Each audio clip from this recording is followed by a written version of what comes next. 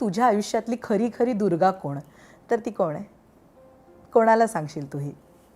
पहिली तर माझी आई, म्हणजे दुसरी कोणीच, म्हणजे तिने ज्या पद्धतीने मला सपोर्ट केलेला आहे ना, म्हणजे मी तुला आता सांगितलं ती चिडलेली होती, सेम लग्नाच्या वेळेसही तिचा विरोध होता सुरुवातीला, पण ह्या सगळ्या ह्याच्यातून मी कशी पुढे चालली आहे, माझा प्रवास कसा घडतोय हे सतत ती बघत होती आणि मी कधीच पडणार नाही याची ती पुरेपूर काळजी घेत होती. ती माझ्यासाठी खरोखरच दुर्गा आहे. म्हणजे एक आई, आपण दुर्गेला आईच म्हणतो ना, आई काय करते, लेकराचा सांभाळ करते, त्याला कुठे लागू नये, कुठे काही होऊ नये म्हणून काळजी घेते, तर ती माझ्यासाठी दुर्गाच आहे. तिने मला प्रत्येक पावली सांभाळलेलं आहे. मी पडले तर माझी समजूत घातलेली आहे, मला पुढे जाण्यासाठी प्रोत्साहन दिलेलं आहे. जेव्हा मला काहीच वाटत नव्हतं की मी पुढे पण जाऊ शकत नाहीये, काहीच नाही, फक्त रडण्यासाठी किंवा वेंट आउट होण्यासाठी मला तिचा आधार मिळालेला आहे. आणि दुसरी माझी मैत्रीण श्रुती, जी कॉलेजमध्ये असल्यापासून आम्ही एकत्र एका बेंचवर बसणाऱ्या आहोत. ती सुद्धा प्रत्येक माझ्या भावनिक क्षणांपासून ते आनंदाच्या क्षणांपर्यंत ती प्रत्येक वेळी माझ्या सोबत आहे. तिच्यासाठी मी इतर खूप जणांशी भांडणं केलेली आहेत. आम्ही दोघींनी खूप एकत्र, म्हणजे नाविन्य, जेव्हा तरुण आपण तारुण्य अनुभवत असतो, एकत्र आम्ही अनेक नवीन नवीन गोष्टी अनुभवलेल्या आहेत, ज्या आपल्या आई वडिलांना सांगू शकत नाही अशा गोष्टी तिच्याशी शेअर केलेल्या आहेत. अशी असावी ना एक मैत्रीण, अशी असावी.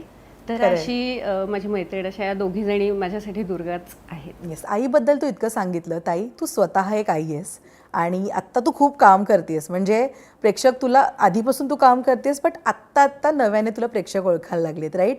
या सगळ्यामध्ये प्रोफेशनल लाईफ आणि तुझी पर्सनल लाईफ कसं मॅनेज करतेस? मी म्हणजे प्रवीणनी हे बऱ्याच मुलाखतींमध्ये सांगितलं आहे की परार्ध झाल्यानंतर, मुलगा झाल्यानंतर मी ब्रेक घेतला होता, बराच काळ ब्रेक घेतला होता. तर तो ब्रेक घेण्याचा निर्णय माझा स्वतःचा होता. म्हणजे माझं असं म्हणणं आहे की मूल काही आपल्याला कानात येऊन सांगत नाही मला जन्माला घाला, बरोबर आहे.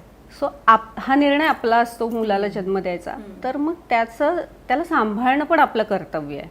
आपल्या 4 गोष्टी बाजूला ठेवून, ज्या आपण ठेवू शकतो त्या बाजूला ठेवून मुलाला प्रायोरिटाईज करणं हा माझा सर्वस्वी निर्णय होता आणि तो योग्यच होता. पण बऱ्याचदा ना मन आणि बुद्धी यांच्यामध्ये नेहमी द्वंद्व चाललेलं असतं.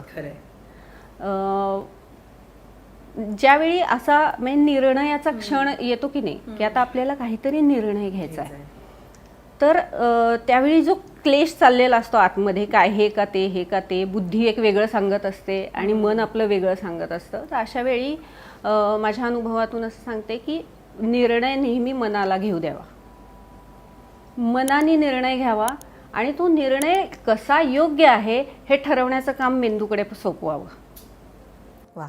सो मी माझ्या मनाने निर्णय घेतला की मी ब्रेक घेणार आहे आणि मी माझ्या मेंदूला ठरवू दिलं की हा निर्णय कसा योग्य ठरवायचा आहे भविष्यामध्ये, कारण there is nothing right or wrong, only time will prove.